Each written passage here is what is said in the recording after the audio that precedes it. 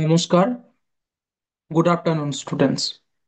তো দেখো, আজকে আমাদের বিজ্ঞান বিষয়ের টপিকটা কি সেটা বোর্ডে লেখা আছে। আজকে আমাদের বিজ্ঞান বিষয়ের টপিক হচ্ছে অণু ও পরমাণু, মলিকিউল অ্যান্ড অ্যাটম। এটা হচ্ছে আজকে আমাদের ক্লাসের টপিক। তো আমি তোমাদেরকে এই অণু ও পরমাণুর ব্যাপারে আজকে সমস্ত তথ্য বোঝানোর চেষ্টা করব এই ক্লাসের মাধ্যমে। তাছাড়াও যদি তোমাদের মনে কোনো রকম কোনো ডাউট বা প্রশ্ন থাকে, সেটা কিন্তু অবশ্যই তোমরা আমাকে জিজ্ঞাসা করবে, যাতে সেগুলো আমি পরের ক্লাসে হলেও তোমাদের ক্লিয়ার করে দিতে পারি, বা প্রশ্নের উত্তরগুলো আমি দিতে পারি। ঠিক আছে? ওকে, গুড। চলো, এরপর আমরা একটা উক্তি দেখে নিই।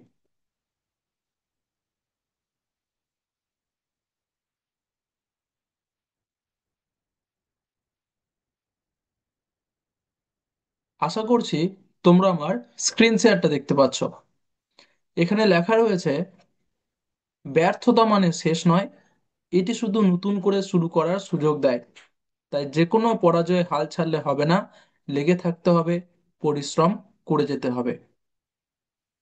এবার আমাদের মনে, অর্থাৎ তোমাদের মনে একটা প্রশ্ন আসতে পারে যে এই উক্তিটির অর্থ কি।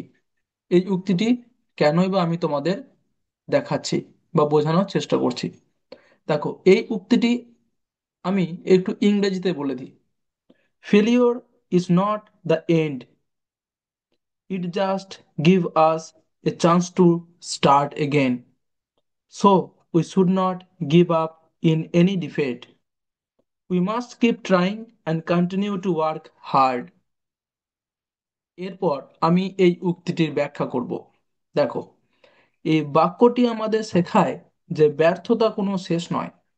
তাহলে এই উক্তিটি আমাদের কি শেখাচ্ছে? যে ব্যর্থতায় শেষ নয়, বরং এটি সফলতার পথে একটি ধাপ, একটা স্টেপ।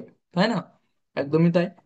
জীবনে সবাই কোনো না কোনো সময়ে ব্যর্থ হয়, কিন্তু সে ব্যর্থতা আমাদের অভিজ্ঞতা দেয়, ভুলগুলো বুঝতে শেখায় এবং নতুনভাবে শুরু করার সাহস যোগায়। তাহলে কয়েকটা জিনিস কিন্তু আমাদের এইগুলো থেকে আমরা জানতে পারি। অর্থাৎ ব্যর্থতা থেকে আমরা কিন্তু জানতে পারি কি কি। একটা হচ্ছে অভিজ্ঞতা দেয়, ভুলগুলোকে বুঝতে শেখায় এবং নতুনভাবে শুরু করার সাহস যোগায়। তারপর বলছে, যদি আমরা ব্যর্থতার মুখে হাল ছেড়ে দিই, তাহলে কখনো সফল হতে পারবো না। কিন্তু যদি আমরা অটল থেকে পরিশ্রম করে যাই, অটল বলতে ফিক্সড, সেই কাজটা করবো তো করবোই এরকম। তো বলছে অটল থেকে পরিশ্রম করে যায়, তাহলে একদিন অবশ্যই সাফল্য আমাদের হাতে আসবে। ঠিক আছে? ওকে, এটা একটু আমি ইংরেজিতে এক্সপ্লেন করে বলছি। This sentence teaches us that failure is never the end, rather it is a step toward success. Everyone fails at some point in life, but failure gives us experience, helps us understand our mistake, and give us the courage to begin again. If we give up when we fail, we can never achieve success. But if we stay determined and keep working hard, success will surely come to us one day. তাহলে এই যে উক্তিটি ব্যাখ্যা আমরা বোঝার চেষ্টা করলাম, অর্থাৎ তোমরা বোঝার চেষ্টা করলে এই উক্তিটি থেকে মূল শিক্ষা কি পেলাম? মোরাল কি? মূল শিক্ষা হচ্ছে পরাজয় মানেই শেষ নয়, বরং নতুন সূচনার প্রথম ধাপ। ধৈর্য, অধ্যবসায় ও পরিশ্রমী সাফল্যের চাবিকাঠি। মোরালটা ইংরেজিতে, এটা কি আমরা ইংরেজিতে কি বলবো? The failure is not the end, it is the beginning of a new journey. Patience, perseverance, and the hard work are the keys to success. তাহলে আশা করছি তোমরা এই উক্তিটির মূল অর্থ বা গভীর অর্থটা বুঝতে পেরেছো। এরপর আমরা কি করব? এরপর আমরা আমাদের যে মেন টপিক, সেখানে যাব, একটা প্রেজেন্টেশনের সাহায্যে বোঝার চেষ্টা করব। আমাদের মেন টপিক কি রয়েছে সেটা তোমরা এখানে দেখতে পাচ্ছ, লেখা রয়েছে।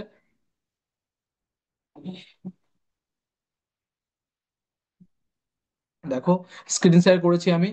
তো আশা করছি তোমরা স্ক্রিন শেয়ারটা আবার দেখতে পাচ্ছ, এবং লেখা রয়েছে উপরে পরমাণু ও অণু, অণু ও পরমাণু, অ্যাটমস অ্যান্ড মলিকিউলস। তো এটাই আজকে আমাদের টপিক। তো এই টপিকে তাহলে প্রথমে আমরা কি জানবো? আগে আমরা পরমাণুর কথা জানবো, তারপর আমরা অণুর কথা জানবো, ঠিক আছে? তাহলে আস্তে আস্তে জিনিসটা সুবিধা হবে তোমাদের জন্য। তো দেখো, প্রথমেই বলছে যে পরমাণু। নেক্সট পেজে কি রয়েছে দেখি। দেখো, নেক্সট পেজে রয়েছে পরমাণু কি। What is an atom? পরমাণু কি? তোমরা নিজেরা প্রথমে দেখতে পাবে এখানে লেখা রয়েছে পরমাণু হলো পদার্থের সবচেয়ে ক্ষুদ্র কণা। অর্থাৎ যে কোনো পদার্থ, পদার্থ বলতে কি যাই আমরা চোখে দেখতে পাই সেটাই পদার্থ। যাই আমরা চোখে দেখতে পাই, এমনকি যেগুলো চোখে দেখতে পাই না, যেমন বিভিন্ন রকম gas, oxygen, carbon die oxide, nitrogen, এগুলোও কিন্তু এক একটা পদার্থ। তো যেগুলো চোখে দেখতে পাই এবং চোখে দেখতে পাই না, অর্থাৎ সবকিছুই এই পৃথিবীতে যা যা রয়েছে সবকিছু হচ্ছে পদার্থ। তো বলছে সেই পদার্থর সব থেকে ছোট কণা হচ্ছে পরমাণু। বুঝতে পেরেছো?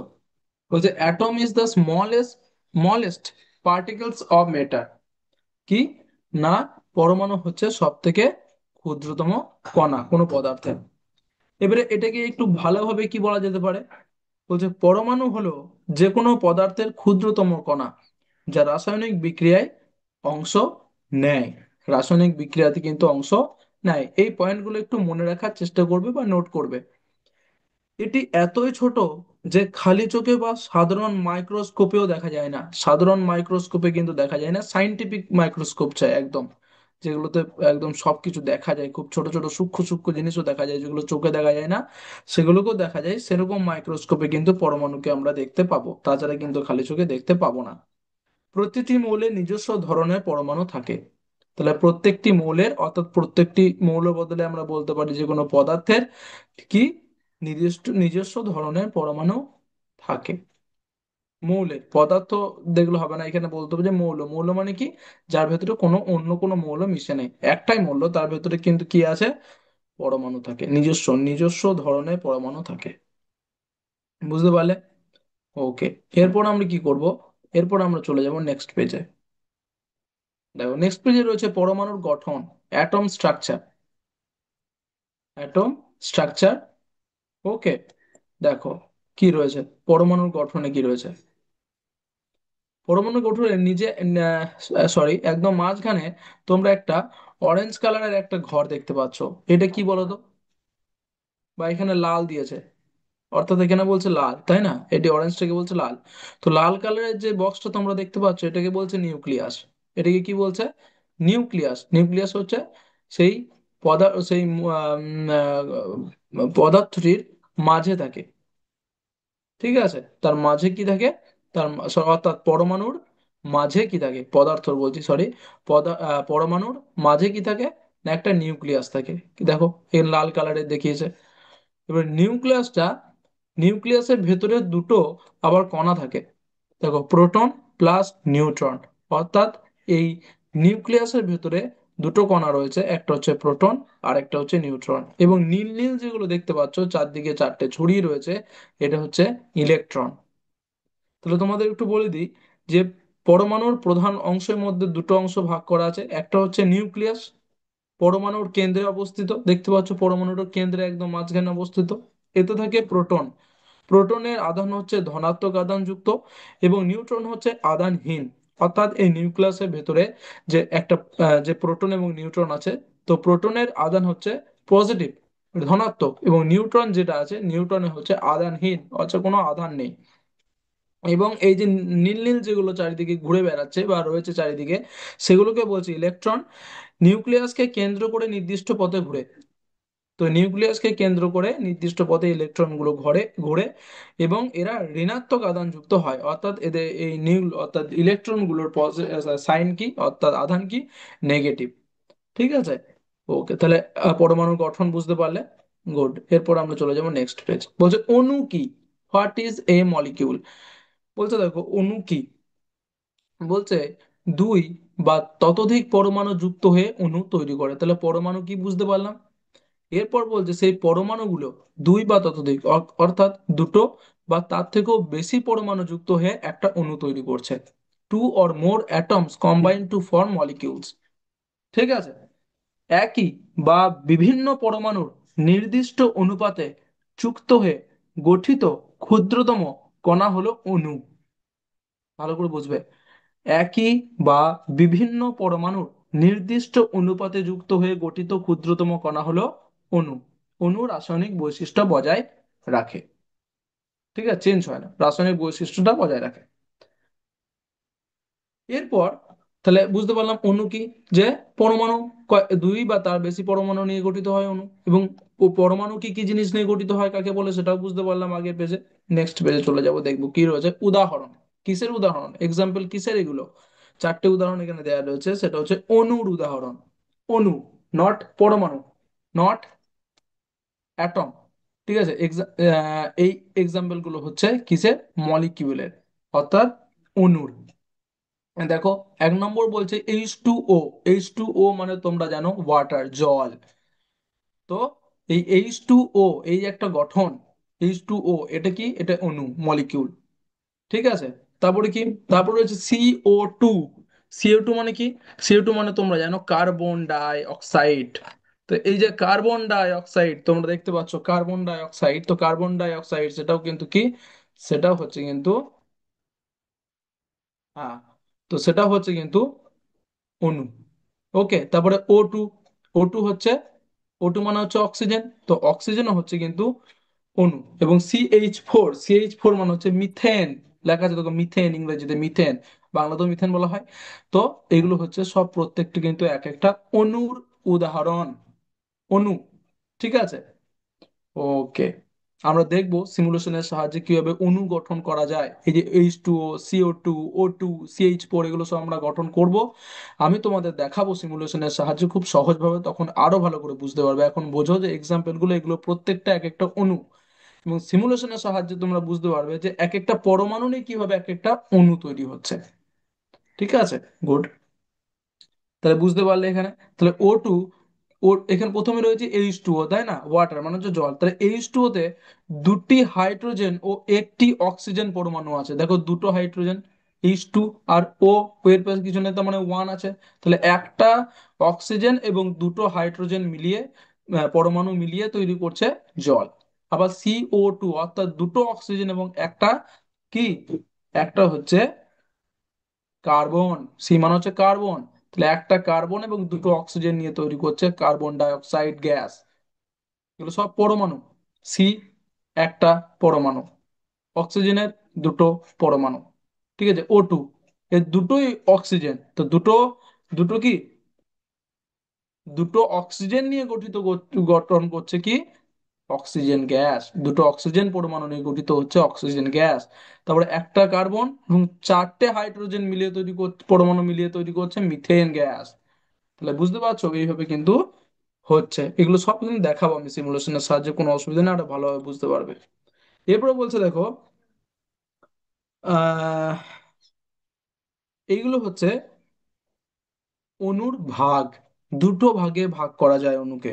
একটা হচ্ছে সম অণু, মলিকিউলস অফ এলিমেন্টস, আর একটা হচ্ছে যৌগিক অণু, মলিকিউলস অফ কম্পাউন্ডস। তো প্রথমে আমরা দেখব সম অণু জিনিসটা কি। সম অণু দিয়ে দেখো লেখা আছে একই মৌল, যেমন O2, N2 এগুলো। অর্থাৎ কি, যে অণুটার ভেতরে অন্য কোনো কিন্তু মৌল মিশে নেই, অন্য কোনো মৌল বা যৌগ কিন্তু মিশে নেই। যেমন ধরো বলছি O2, O2 কি অক্সিজেন, দুটো অক্সিজেনই আছে দিয়ে একটা অক্সিজেন গ্যাস তৈরি করছে। N2, N2 কি নাইট্রোজেন গ্যাস তৈরি করছে, দুটো নাইট্রোজেন নিয়ে একটা গ্যাস তৈরি করছে। বুঝতে পেরেছো? এবার দেখো যৌগিক অণু বা মলিকিউলস অফ কম্পাউন্ড জিনিসটা কি। যৌগিক অণু হচ্ছে ভিন্ন মৌল, অর্থাৎ দুটো বা তার বেশি, দুই বা তার বেশি ভিন্ন মৌল রয়েছে। দেখো, একটা হচ্ছে H2O মানে হচ্ছে জল, জল গঠন করেছে কি কি পরমাণু দিয়ে, একটা হচ্ছে হাইড্রোজেন আর একটা হচ্ছে অক্সিজেন। তাহলে এটা হচ্ছে যৌগিক অণু, কারণ একটা হাইড্রোজেন আছে একটা অক্সিজেন আছে। আবার CO2 একটা কার্বন আছে একটা অক্সিজেন আছে। তাই এটা হচ্ছে যৌগিক অণু। আর আর সম অণু কোনটা, যেটাতে অক্সিজেন থাকলে অক্সিজেনে থাকবে, কার্বন থাকলে কার্বনই থাকবে, নাইট্রোজেন থাকলে নাইট্রোজেনই থাকবে, জটাই পরমাণু থাকুক না কেন। ঠিক আছে, যেমন এখানে O2 তে দুটো পরমাণু আছে, নাইট্রোজেনও দুটো পরমাণু আছে। বুঝতে পারলে সম অণু এবং যৌগিক অণু কাকে বলে? আশা করছি বুঝতে পেরেছো। গুড। এরপর আমরা নেক্সট পেজে চলে যাব। নেক্সট পেজে রয়েছে ডাল্টন তত্ত্ব, ডাল্টনস থিওরি। ডাল্টনের, ডাল্টন একজন বিজ্ঞানী ছিলেন, সায়েন্টিস্ট। তিনি কিছু পরমাণু সম্পর্কে কিছু তথ্য দিয়েছিলেন। সেই তথ্যগুলো দুটো এখানে দেওয়া আছে, এবং আরো দুটো, আরো তিনটা আমি বলবো। তো দুটো প্রথমে বলছে সব পদার্থ পরমাণু দিয়ে গঠিত। এটা কিন্তু একদম সত্য কথা, যে কোনো পদার্থ হোক না কেন, তোমাদেরকে বললাম যেগুলো চোখে দেখা যায়, এমনকি দেখাও যায় না, যেগুলো পৃথিবীতে রয়েছে সেগুলো কিন্তু সব পরমাণু দিয়ে গঠিত। 2 নম্বর বলছে পরমাণু নির্দিষ্ট অনুপাতে যুক্ত হয়। যেমন তোমরা দেখতে পেলে H2O, অর্থাৎ দুটো হাইড্রোজেন পরমাণু এবং একটা অক্সিজেন পরমাণু দিয়ে জল তৈরি হচ্ছে, তারা নির্দিষ্ট অনুপাতে যুক্ত হচ্ছে। ঠিক আছে, বুঝতে পারলে? তা বলছে আহ, তিনি বলেছিলেন, ডাল্টন তখন বলেছিলেন যে পরমাণু অবিভাজ্য, অর্থাৎ পরমাণুকে ভাঙা যায় না। কিন্তু আমরা কি দেখলাম এখনই, পরমাণুর ভেতরেও তিনটে পদার্থ রয়েছে। একটা হচ্ছে যে ইলেকট্রন, প্রোটন, নিউট্রন, এগুলো রয়েছে। ঠিক আছে, নিউট্রন, এগুলো সব রয়েছে। তাহলে কি, তিনি তখন বলেছিলেন, তারপরে অন্যান্য বিজ্ঞানীরা এটা প্রমাণ করেন যে না, পরমাণুকেও ভাঙা যায়। তো তার ডাল্টনের তত্ত্বের মধ্যে একটা রয়েছে পরমাণু অবিভাজ্য। ঠিক আছে, তারপরে কি, একই মৌলের পরমাণু একই রকম, অর্থাৎ একই মৌলের পরমাণু কি হবে, একই রকম হবে। ভিন্ন মৌলের পরমাণু ভিন্ন। ঠিক আছে। আরেকটা বলছে পরমাণু নির্দিষ্ট অনুপাতে যুক্ত হয়ে অণু তৈরি করে, এটাই 2 নম্বর এখানে ছিল। তাহলে ডাল্টনের তথ্যগুলো তোমরা বুঝতে পারলে। এরপর আমরা যাব নেক্সট, দৈনন্দিন জীবনে অণু পরমাণুর গুরুত্ব। দেখো, বায়ু, জল, খাদ্য, গাছপালা সবকিছু পরমাণু ও অণু দিয়ে তৈরি। তাহলে দৈনন্দিন জীবনে অণুর কি গুরুত্ব রয়েছে দেখি। পরমাণু দিয়ে অনুগঠিত হচ্ছে, যদি না হয়, অনুগঠিত না হয়, তাহলে কি কি পাবো না। প্রথমেই বলছে O2, অক্সিজেন পাবো না। অক্সিজেন যদি না পাই তাহলে আমরা শেষ, তাই না? নিঃশ্বাস নিতে পারবো না, নিঃশ্বাস প্রশ্বাস চলবে না। তাহলে অক্সিজেন, শ্বাস নেওয়া, তার জন্য কিন্তু অনুগঠিত হতে হবে। তারপর বলছে রান্না করার জন্য CH4, মিথেন গ্যাস ব্যবহার করা হয় রান্নার কাজে। তাহলে CH4, এই যে অণুটা গঠিত না হলে কি কোনোদিন আমরা গ্যাসের কাজে ব্যবহার জন্য, সরি, রান্নার কাজে ব্যবহার করতে পারবো? পারবো না। তা বলছে খাবার, খাবারের মধ্যে কি কি রয়েছে, কার্বোহাইড্রেট, যেমন CHO, এগুলো সব কার্বোহাইড্রেট। তো এগুলোতে কি, এগুলো কিন্তু ব্যবহার করতে পারবো না। তারপরে জল পান, H2O। তাহলে H2O অণু যদি গঠিত না হয় তাহলে জল গঠিত হবে না। এবার জল গঠিত না হলে সেই জল পাবো কোথায়? পাবো না। তো অণুর এতটাই দরকার। তাহলে দৈনন্দিন জীবনে কত কটা জিনিস বুঝতে পারলে। বায়ু মানে অক্সিজেন, আমরা পাবো না অনুগঠিত না হলে। জল আমরা পাবো না, খাদ্য পাবো না, কার্বোহাইড্রেট, তাই না? এবং গাছপালা, গাছপালা এমনকি বস্ত্র, মানে যেগুলো পরে থাকি, পোশাক আশাক, প্লাস্টিক, ধাতু, কোনো কিছুই পাবো না। কারণ সবই বিভিন্ন অণু ও পরমাণু দিয়ে তৈরি। তো অনুপরমাণু যদি গঠিতই না হয় তাহলে কি পাবো? পাবো না, তাই না? তাহলে দৈনন্দিন জীবনে অনুপরমাণুর কতটা গুরুত্ব রয়েছে তোমরা আশা করছি বুঝতে পারলে। এবার আমাদের নেক্সট পেজে যাই। দেখো কি লেখা রয়েছে। ধন্যবাদ, থ্যাংক ইউ। এরপর আমরা কি করব, আমরা একটা সিমুলেশন দেখব। দেখি সিমুলেশনটা চট করে তোমাদের দেখিয়ে দিই একটু, যে কিভাবে পরমাণু দিয়ে, এক একটা পরমাণু দিয়ে, বিভিন্ন রকম পরমাণু দিয়ে কি করছে, অণু তৈরি হচ্ছে। দেখো প্রথমে আমি কি তৈরি করব, প্রথমে আমি জল তৈরি করব, জলের অণু তৈরি করব, জলের মলিকিউল, ওয়াটার মলিকিউল তৈরি করব। দেখো, তাহলে জল তৈরি করতে গেলে কি লাগবে, কি কি লাগবে, জলের কি, জলের চিহ্ন হচ্ছে H2O, H2O। ঠিক আছে, তাহলে প্রথমে দুটো হাইড্রোজেন লাগবে, তাই না? এই একটা হাইড্রোজেন নিলাম, এবং মাঝে কি দেবো, মাঝে ও দেবো। দেখো ও দিলাম, এবং এই একটা দিলাম। দেখো ওয়াটার লেখা আছে, জল। 3D সাহায্যে দেখি, দেখো এত সুন্দর লাগে, এরকম দেখতে হয় জলের যে অণুটা, মলিকিউল যেটা জলের, সেটা এরকম দেখতে হয়। তাহলে তোমরা বুঝতে পারলে কিভাবে জল গঠন হচ্ছে। তাহলে দুটো হাইড্রোজেন পরমাণু দিলাম, এবং একটা অক্সিজেন পরমাণু দিয়ে তৈরি করলাম। এরপর কি তৈরি করব, বলো, বলো কি তৈরি করবো এরপর। এরপর আমরা তৈরি করব carbon die oxide gas, carbon die oxide gas তৈরি করব। তাহলে প্রথমে কার্বন ডাই অক্সাইডের সাইন জানতে হবে, চিহ্ন তোমাদের কি, CO2, কার্বন ডাই অক্সাইড। তো কার্বন ডাই অক্সাইডের জন্য প্রথমে CO2, অর্থাৎ একটা কার্বন, দুটো অক্সিজেন। তাহলে কি করব, প্রথমে একটা নিলাম ও, মাঝে সি, এবং ও। দেখো কার্বন ডাই অক্সাইড তৈরি হয়ে গেছে। তাহলে দুটো ও দিলাম, তাহলে O2 হয়ে গেল, এবং মাঝে সি দিলাম, কার্বন একটা। তাহলে কি তৈরি হলো দিয়ে? Carbon die oxide. এগুলো সব এক একটা আলাদা আলাদা বল যেগুলো দেখতে পাচ্ছ, দুটো অক্সিজেনের বল নিলাম এবং একটা কার্বনের বল নিলাম। তাহলে প্রত্যেকটা কি, প্রত্যেকটা হচ্ছে কিন্তু এক একটা পরমাণু। তাহলে এই তিনটে পরমাণু নিয়ে কি তৈরি হলো? কার্বন ডাই অক্সাইড অণু তৈরি হলো। দেখে নাও কেমন দেখতে হয়, এরকম আকারের দেখতে হয়। কার্বন ডাই অক্সাইডের মলিকিউল বা অণুটা ঠিক এরকম আকারের দেখতে হয়। এরপর কি তৈরি করব? এরপর আমরা আহ অক্সিজেন গ্যাস তৈরি করি, যেটা আমাদের খুব দরকার। দেখো, অক্সিজেন গ্যাসের জন্য কি দরকার? O2। O2, অর্থাৎ দুটো অক্সিজেন দরকার, কারণ এটা কি, এটা হচ্ছে সম অণু। তাই না, পড়েছিলাম সম অণু, যৌগিক অণু নয়। এদের ভেতরে দুটোই অক্সিজেন আছে, অক্সিজেন গ্যাসের ভেতরে।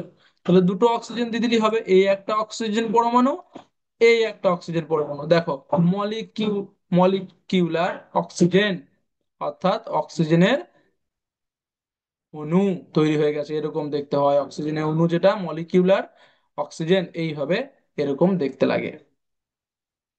ঠিক আছে। আর কি? তারপরে নাইট্রোজেন। নাইট্রোজেনও আমরা তৈরি করতে পারবো, দুটো N2, দুটো নাইট্রোজেন দিদি। দেখো, মলিকিউলার নাইট্রোজেন, নাইট্রোজেন গ্যাস তৈরি, গ্যাসের যে অণু সেটা তৈরি হয়ে গেছে। এরকম ছোট ছোট নাইট্রোজেন গ্যাসের অণু দিয়ে একটা নাইট্রোজেন গ্যাস তৈরি হয়। ঠিক একইভাবে যেমন H2 তৈরি করলাম, আরেকবার H2টা তৈরি করে দেখায়। দেখো, এই যে H2, এই একটা হাইড্রোজেন, মাঝে একটা O, এই একটা হাইড্রোজেন, জল তৈরি হয়ে গেল। তো এইরকম ছোট ছোট হাইড্রোজেন অণু, সরি, জলের অণু দিয়ে, H2O অণু দিয়ে কি হয়? জল তৈরি হয়। ওয়াটার, যে জল আমরা খাই সেই জল তৈরি হয় ঠিক এইভাবে। তাহলে আশা করছি বুঝতে পারলে যে কিভাবে এক একটা পরমাণু থেকে অণুগুলো তৈরি হচ্ছে। ওকে, গুড। এরপর আমরা কি করব? এরপর আমরা একটা ওয়ার্ড ওয়াল করে নেব, যে তোমরা কতটা জানতে পারলে, কতটা বুঝতে পারলে সেটা একটু দেখে নি, চলো।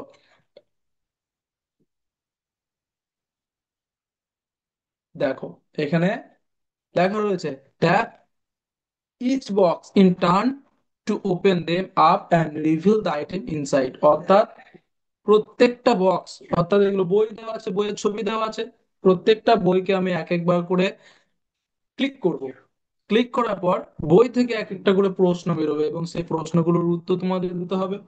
এবং দেখতে পাবে ওপরে লেখা রয়েছে পরমাণু ও অণু। তো তার মানে কি?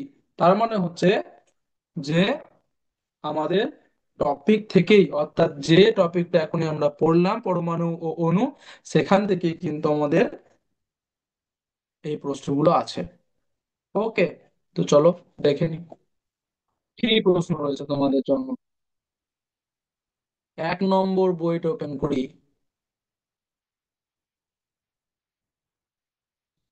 দেখো কি রয়েছে, H2O কোন ধরনের অণু? H2O কোন ধরনের অণু বলো তো? সম অণু না যৌগিক অণু? H2O is what type of molecule? Element molecule না compound molecule? H2O, H আছে, হাইড্রোজেন আছে এবং অক্সিজেন আছে, তাহলে এটা হচ্ছে যৌগিক অণু। তাই না? একদমই তাই। দেখো, ঠিক, কারেক্ট। নেক্সট প্রশ্ন, অর্থাৎ 2 নম্বর বইটা ওপেন করব। দেখো, পরমাণুর কেন্দ্রে কি থাকে? What is found at the centre of an atom? Electron থাকে না নিউক্লিয়াস থাকে? অর্থাৎ পরমাণুর কেন্দ্রে কি কণা থাকে? দেখলে পরমাণুর গঠনটাতে, স্ট্রাকচারটাতে তোমরা তোমাদেরকে দেখিয়েছিলাম যে কি থাকে পরমাণুর ভেতরে, অর্থাৎ কেন্দ্রটাতে, সেন্টারটাতে থাকে নিউক্লিয়াস। একদম ঠিক। তারপর 3 নম্বরে দেখি কি রয়েছে আমাদের। 3 নম্বর বইটা ওপেন করি। প্রশ্ন আসছে, কোন কণাগুলো নিউক্লিয়াসে থাকে? Which particles are in the nucleus? Electrons না প্রোটন ও নিউট্রন? বলো তো, নিউক্লিয়াস যেটা সেন্টারে থাকে পরমাণুর, তার ভেতরে কি কি থাকে? তার ভেতরে ইলেকট্রন থাকে না প্রোটন ও নিউট্রন থাকে? ইলেকট্রন গুলো তো চারিদিকে ঘোরে, তাহলে প্রোটন ও নিউট্রন থাকে। কারেক্ট, একদম ঠিক, একদম ঠিক। Good, good. তারপরে 4 নম্বর দেখি কি প্রশ্ন দিচ্ছে তোমাদের জন্য। দেখো বলছে পরমাণু কি, হোয়াট ইজ অ্যান অ্যাটম? পদার্থের ক্ষুদ্রতম কণা, smallest particle of matters, sorry matter, না একটি অণু, এ মলিকিউল। পরমাণু কি, পরমাণু মানে কি একটি অণু? নয় নিশ্চয়। তাহলে এর উত্তরটা হবে অপশন এ, পদার্থের ক্ষুদ্রতম কণা, স্মলেস্ট পার্টিকেল অফ ম্যাটার। একদম ঠিক। চারটে ওপেন হয়ে গেছে, চারটেই আমরা ঠিক দিয়েছি দেখতে পাচ্ছ। পরের চারটে দেখি, 5 নম্বরটা ওপেন করে দেখি। বলছে CO2 এর মধ্যে কয়টি পরমাণু আছে? How many atoms R in CO2? দুটো না তিনটে? দেখো CO2, কার্বনের একটা, অক্সিজেনের দুটো, যোগ করলে হবে 2 আর 1 3। তাহলে কার্বন ডাই অক্সাইডের মধ্যে কটা পরমাণু আছে? তিনটে পরমাণু আছে। একদম ঠিক, একদম ঠিক। Very good. 6 নম্বর বইটা ওপেন করে দেখি কি রয়েছে। অণু কি, what is a molecule? Option A, এক বা একাধিক পরমাণু যুক্ত কণা, one or more atoms combine. Option B, কেবল একটি পরমাণু, অনলি ওয়ান অ্যাটমস। বলতো, একটি পরমাণু দিয়ে কি কখনো অণু গঠিত হয়? হয় না। এক বা একাধিক পরমাণু যুক্ত কণা, তাই তো? একদমই ঠিক।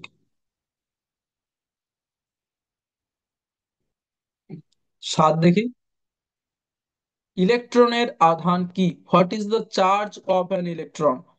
ধনাত্মক না ঋণাত্মক? ইলেকট্রন যেটা নিউক্লিয়াসের চারিদিকে ঘুরে, তার আধান কি ছিল?